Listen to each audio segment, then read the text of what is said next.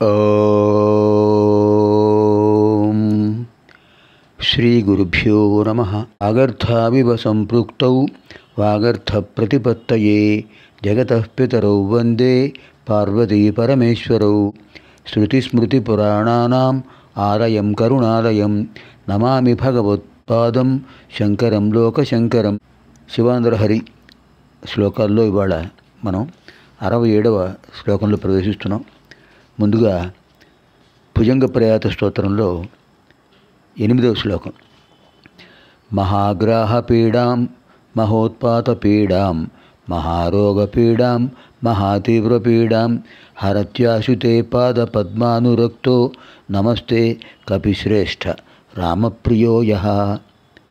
మహాగ్రాహపీడాం మహోత్పాతపీడాం మహారోగపీడాం మహాతీవ్రపీడాం హరత్యాశుతే పాదపద్మానురక్తః నమస్తే కపిశ్రేష్ఠ రామప్రియో యః. కపిశ్రేష్ఠ తే నమః. ఓ ఆంజనేయ స్వామి, నీకు నమస్కారం. యహ రామప్రియ, ఎవరైతే రాముడికి ప్రియమైన భక్తుడు అవ్వాలనుకుంటాడో అటువంటి వాడు ఆంజనేయ స్వామి వారి అనుగ్రహంతో మహాగ్రాహపీడాం, గ్రాహ అంటే మొసలి, నదుల్లోనూ సాగరాల్లోనూ మొసళ్ళు ఉంటుంటాయి. అవి చాలా పీడిస్తుంటాయి. సంసార సాగరంలో అనేక రకాల బాధలన్నీ మొసళ్ళు ఉంటాయి. వాటి బాధను పోగొట్టే స్వామి ఆంజనేయ స్వామి. ఎందుకంటే శ్రీరామచంద్ర ప్రభువుకి ఇష్టమైనవాడు. ఆంజనేయ స్వామిని స్తుతించినట్లయితే ఈ భక్తుడు కూడా శ్రీరామచంద్ర ప్రభువుకి ప్రియమైన భక్తుడు అవుతాడు. అంచేత మహాగ్రహ పీడ తొలగిపోతుంది. మహోత్పాత పీడాం, ఉత్పాతం అంటే భూకంపాలు, అగ్నిపర్వతాలు బదలవటం, అతివృష్టి అనావృష్టి, కరువులు, ఇలాంటివి ఉత్పాతాలు, ఉల్కాపాతాలు, ఇలాంటి బాధలు కూడా తొలగిపోతాయి. మహారోగ పీడాం, ఇవి వ్యక్తిగతమైనవి. ప్రతివాడికి ఏదో సమయంలో ఏదో రోగం పుడుతూనే ఉంటుంది, పీడిస్తూనే ఉంటుంది. ఆ బాధలు తొలగిపోతాయి. మహాతీవ్ర పీడాం, ఇంకా అనేక రకాల సమస్యలు తీవ్రంగా పీడిస్తుంటాయి, అవి తొలగిపోతాయి. ఇవన్నీ ఎవరు తొలగిస్తారు? హరత్యాశుతే పాదపద్మానురక్తః. ఓ హనుమా, మీ పాదపద్మాలను సేవించేవాడికి ఇవన్నీ కూడా ఆశు హరతి, తొందరగా తొలగిపోతాయి. ఇలాంటి బాధలన్నీ తొలగిపోతాయి స్వామి.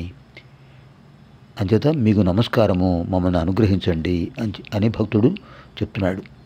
మన తరఫున స్వామివారు ఆయన్ని వేడుకుంటున్నారు. మహాగ్రాహపీడాం మహోత్పాతపీడాం మహారోగపీడాం మహాతీవ్రపీడాం హరత్యాశుతే పాదపద్మానురక్తః నమస్తే కపిశ్రేష్ఠ రామప్రియో యః. ఇప్పుడు 67వ లహరి. బహువిధ పరితోష బాష్పూర స్ఫుటఫలకాంకిత చారుభోగభూమిం చిరపద ఫలకాంక్షి సేవ్యమానాం పరమ సదాశివ భావనాం ప్రపద్యే. పరమ సదాశివ భావనాం ప్రపద్యే, సదాశివమైన భావనాస్థితిని ఆశ్రయిస్తాను అంటున్నాడు భక్తుడు.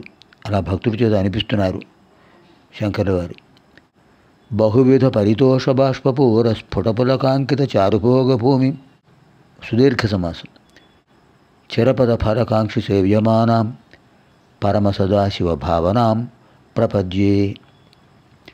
బహువిధ పరితోష బాష్పూర స్ఫుట ఫలకాంకిత చారుభోగభూమి, అనేక విధమైనటువంటి ఆనందాశ్రు ప్రవాహాలతో, పులకింతలతో, హృదయమైన సౌఖ్యానికి, ఆధ్యాత్మిక ఆనందానికి నిలయం ఏమిటిది? చిరపద ఫలకాంక్షి సేవ్యమానం, శాశ్వతమైన మోక్షాన్ని కోరేవారికి నిలయం. అంటే ఐహికములైన భోగాలు, ఆముష్మికం అంటే పరలోకం, అక్కడ కలిగే విశేషమైన పుణ్యఫలాలు అన్నిటినీ ఇచ్చేటటువంటి విశేషమైన భావన ఏమిటి? పరమ సదాశివ భావనాం, ఉత్తమమైన సదాశివమైన, ఇక్కడ శివము అంటే మంగళం, సదా మంగళ స్వరూపం. అటువంటి భావనను ప్రపద్య ఆశ్రయిస్తున్నాను. అనేక విధమైనటువంటి ఆనంద బాష్ప ప్రవాహాలతోనూ, స్పష్టములైన పులకాంకిత రోమాంచములతో, హృదయమైన సౌఖ్యానుభూతికి నిలయమైనటువంటి భోగభూమి స్వర్గం, శాశ్వతమైన మోక్షాన్ని ఇచ్చేటటువంటి స్థానం సదాశివ భావన. లౌకికమైన భోగాలను, శాశ్వతమైన భోగాలను కూడా ఇచ్చే అద్భుతమైనటువంటి సదాశివ మంగళ స్వరూపమైన భావనాస్థుతిని నేను ఆశ్రయిస్తున్నాను.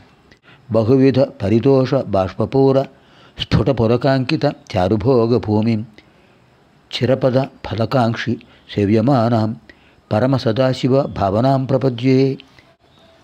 సర్వేభ్యః పార్వతీపరమేశ్వరయోః ద్వ్యానుగ్రహప్రాప్తిరస్తు. పునర్మిలామः ఆగామిని అధ్యయన కార్యక్రమే. శుభం భవతు. స్వస్తి.